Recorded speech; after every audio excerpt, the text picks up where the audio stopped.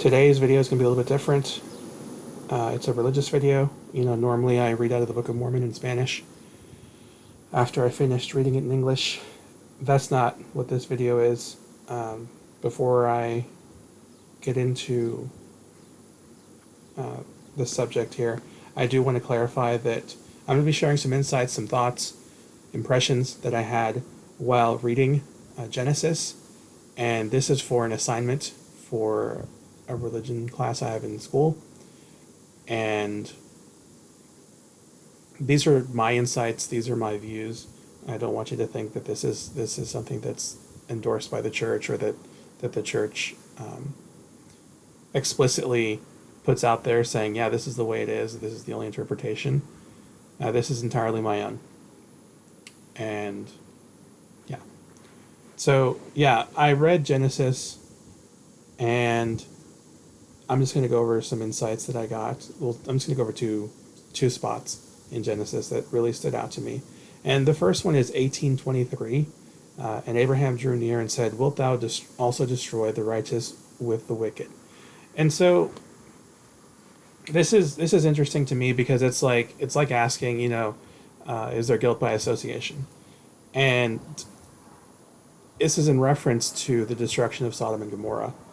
And if we read further, Abraham is kind of bargaining with the Lord, and he's saying, well, if there's 50 righteous people, would you spare the city? And the Lord's like, yeah, I would totally spare it for 50 people that are righteous. And then if you go further, it gets down to the point where he says, okay, wait, what about 10 people? If there's 10 righteous people, will you still spare the city? And he says, yes, I'll spare it for 10 people. And then he leaves, probably because he'd want to keep bargaining with him. But, it's really interesting that he keeps trying to save the city. Because to me, it seems like, on the one hand, he's a little bit concerned that there aren't that many righteous people because the number keeps dropping. But at the same time, I feel like, one, he doesn't think that the righteous should suffer because of the wicked, like, through no fault of their own, right? That the wicked are wicked.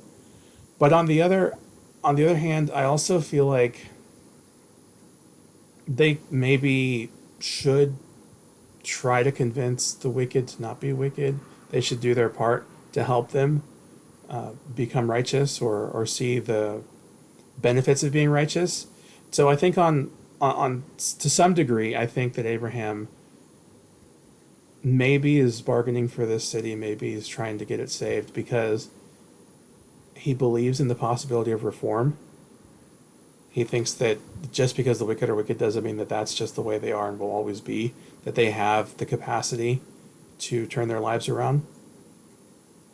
And I think generally that's something that we should try to focus on when maybe people aren't so great in the way that they treat us, or in the way that we perceive them. There are very few people, I believe, that are 110% horrible.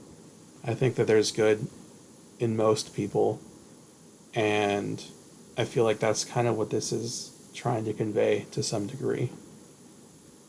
All right, it's going to be one moment to get to the next scripture. We're in Genesis 19, verse 26. But his wife looked back and from behind him, and she became a pillar of salt.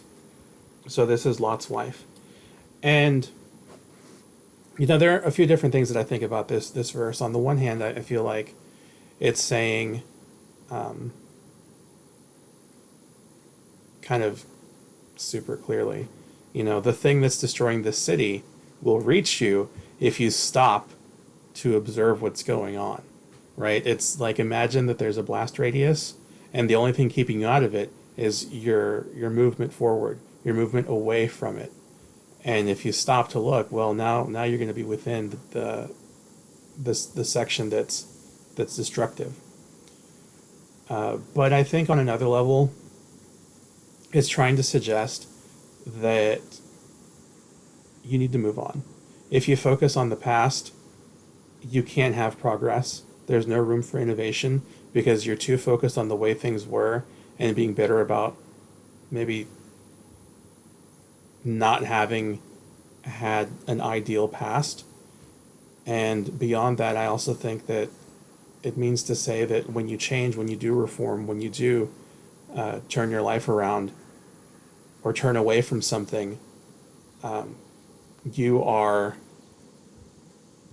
not fully converted if you try to go back to that by focusing on it, because you always have the possibility of maybe relapsing. So if you keep your focus on progress and moving forward, you have a better chance of staying in the better position that you've put yourself in. And if you focus too much on things of the past, you might slip back into your old ways because you're stuck in the past. You're not focusing on the future and change. And ultimately, it's a matter of full conversion. If you're fully converted and you're totally changed and repented, then that stuff won't matter anymore. It won't call your attention anymore. But those are my thoughts. I hope that you've gotten some insights of your own, and I'll see you all later.